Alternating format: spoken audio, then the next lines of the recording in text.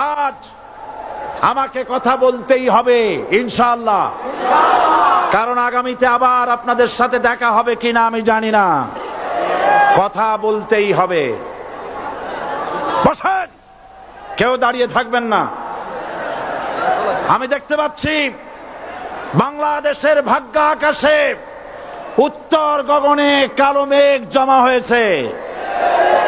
ঝড়ের পূর্বাভাস লক্ষ্য করছি। যদি মোকাবেলা করতে না পারেন সক্ষম ভাবে, এমন অন্ধকার গাঢ় কালো অমাবস্যার রাত আসতে পারে যার সুবে সাদেক হওয়া অসম্ভব। সুতরাং আপনারা কি কাপুরুষের মতো কাফের মুশরিকদের গোলামি করে মরতে চান? বিড়ালের মতো 500 বছর বেঁচে থাকার কোনো লাভ নাই। সিংহের মতো 1 ঘন্টা বাঁচতে চাই। আমাদেরকে বলা হয় সাম্প্রদায়িক উস্কানিমূলক কথা নাকি আমি বলি। পত্রপত্রিকা দিছে না তারা? সাম্প্রদায়িক উস্কানি কথা, সাম্প্রদায়িক উস্কানিমূলক কথা বলি। সেই জন্যই বোধহয় শত শত মুসলিম আমাদের কাছে এসে মুসলমান হয়। মানুষে আর বোকা বানানো যাবে না। যাবে কি? আর বোকা বানানো যাবে? তারপর বলছে কি? এরপরে বলছে আমাকে বলছে রাজাকার। শুনে রাখো চট্টগ্রামের লক্ষ লক্ষ জনতা, পার্লামেন্টে যখন আমাকে এই কথা বলা হয়েছিল, আমার পার্লামেন্টের কলিগ জাফরুল্লাহ চৌধুরী সাহেব বসে আছেন এখানে। হ্যাঁ, জাফরুল ইসলাম চৌধুরী বসে আছেন পাশে।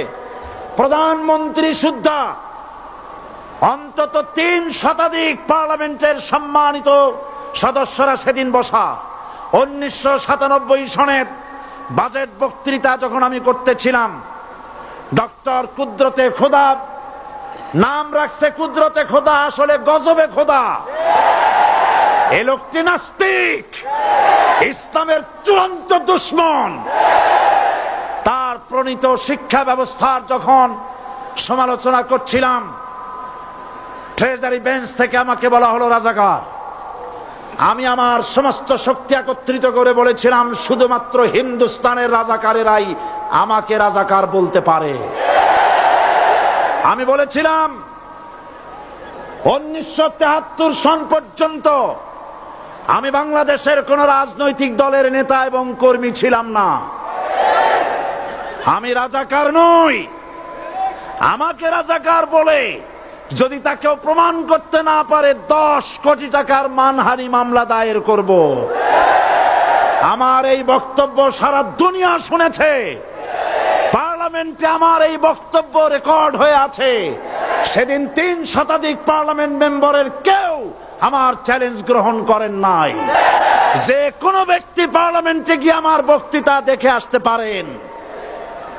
এরপরে 1997 সনের 7ই অক্টোবর দৈনিক জনকণ্ঠ পত্রিকা যখন আমার বিরুদ্ধে লিখলো, সেই পত্রিকায় সাইদির ওপেন চ্যালেঞ্জ 8ম পাতা, 1997 7ই অক্টোবর, এত বড় 2 কলমে হেডিং। সেখানে আমি বলেছি বাংলাদেশের সকল সাংবাদিক, গোয়েন্দা বিভাগ, বাংলাদেশের সকল বুদ্ধিজীবীকে আমি আমার পিরোজপুরে আমন্ত্রণ করছি। আমার উপস্থিতিতে যদি কেউ প্রমাণ করতে পারে বাংলাদেশের স্বাধীনতা যুদ্ধের বিরুদ্ধে আমার কোনো ভূমিকা ছিল, সজ্ঞানে স্বেচ্ছায় জাতীয় সংসদের সদস্য পদ থেকে পদত্যাগ করব। 3 বছর পার হয়ে গেছে, আজ পর্যন্ত কেউ এই চ্যালেঞ্জের মোকাবেলা করে নাই। সুতরাং আমাকে যারা রাজাকার বলবে তারা পিতৃ পরিচয়হীন অবৈধ সন্তান। 1971 সনের, শোনো মুসলমানেরা, 1971 সনের কোন কাদা সাইদির গায়ে লাগে নাই।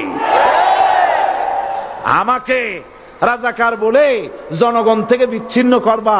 জনগণ থেকে আমারে বিচ্ছিন্ন করা যাবে না, কারণ এই জনগণ আমার জন্য আসে না, এই জনগণ আসে আল্লাহর কোরআনের জন্য।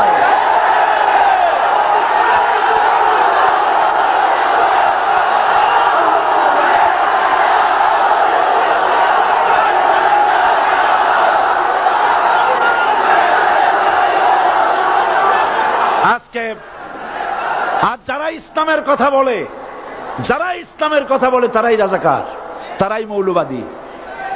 মৌলবাদী বললে আমরা অসন্তুষ্ট হই না, কারণ মৌলবাদী শব্দটা আসছে মূল থেকে। মৌল শব্দ এসেছে মূল থেকে। মূলবাদী তার মানে যারা মূলে আছে। মূল হলো কোরআন, মূল হলো হাদিস, মূল হলেন আল্লাহ, মূল হলেন আল্লাহ রসুল। আমরা আছি মূলে। এখন বলেন তো মূলের শক্তি বেশি না আগার শক্তি বেশি? আমাদের যারা মৌলবাদী বলে ওরা হলো আগাবাদী। মূলে আছে কত কোটি? 12 কোটি। মূলে আছে কত কোটি? আর আমাদের যারা মৌলবাদী বলে ওই থাকো গাছের আগায়, আমরা মূলে। লাভালাভি বেশি করবা না, 12 কোটিতে গাছের গোড়া আসতে নানা দেবে, মামু বাড়ি দিল্লি গিয়ে পড়বা, বাংলার জমিনে জায়গা হবে না। এ কথা বিশ্বাস করো। বাংলাদেশের মুসলমানদের শরীরে এক বিন্দু রক্ত থাকতে শয়তানের তৈরি করা ধর্ম নিরপেক্ষ মতবাদ বাংলার জমিনে কায়েম হতে দেওয়া হবে না, হবে না।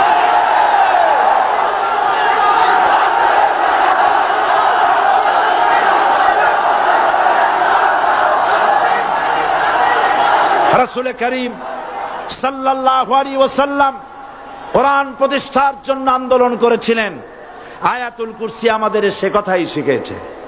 আল্লাহ রাব্বুল আলামিন বলেন, আল্লাহু লা ইলাহা ইল্লা হুয়াল হাইয়ুল কাইয়্যুম। প্রাণ খুলে পড়েন, আল্লাহু লা ইলাহা ইল্লা হুয়াল হাইয়ুল কাইয়্যুম। আল্লাহ হচ্ছেন তিনি, যিনি ছাড়া কোনো ইলাহ নাই, আইনদাতা নাই, বিধানদাতা নাই। আমরা মানুষের তৈরি করা আইন মানি না। 12 কোটি মুসলমানের দেশে আইন তৈরি করবে মানুষ, আমরা মানব না। পার্লামেন্টে তৈরি হতে হবে কোরআন দিয়ে, পার্লামেন্টে আইন তৈরি হতে হবে কোরআন দিয়ে। সুতরাং ভয় যতই পান আর যতই ষড়যন্ত্র করেন, 4 দল যখন একত্রিত হয়েছে, ঐক্যবদ্ধ থাকবে, সরকার ঐক্যবদ্ধভাবে গঠন হবে, নির্বাচন ঐক্যবদ্ধভাবে হবে এবং কোরআন হবে, আল কোরআনের পার্লামেন্ট হবে বাংলাদেশে।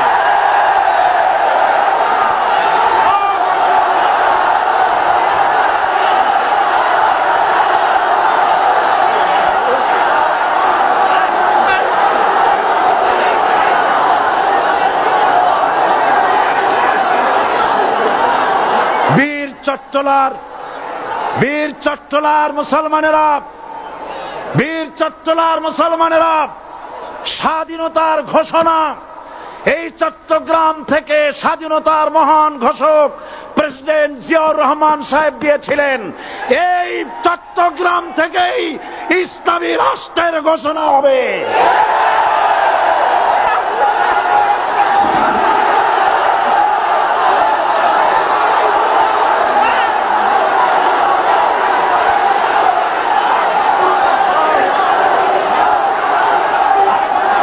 আশাবাদী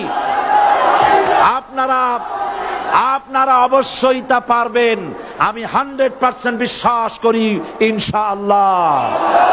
কারণ যে ষড়যন্ত্রের মোকাবেলা করে স্থানীয় রাজনৈতিক দলের নেতৃবৃন্দ কোরআনের মাহফিল সিনায় এনেছেন, আমি প্রথম দিনেই বলেছি চট্টগ্রাম তাফসিরুল কোরআন মাহফিল কোন রাজনৈতিক দলের প্রতিনিধিত্ব করে না।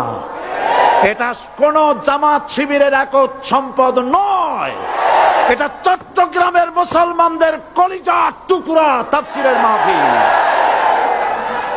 সুতরাং এই মাহফিল চট্টগ্রামে থাকবে ইনশাআল্লাহ কিয়ামত পর্যন্ত। 144 ধারা 288 হয়ে গেছে, ষড়যন্ত্র পায় পায় চলে গেছে। আমি ওই সব ছেলেদের বলি, সরকারি দলের ছাত্র হইয়া মুসলমানদের বিপক্ষে যাইও না।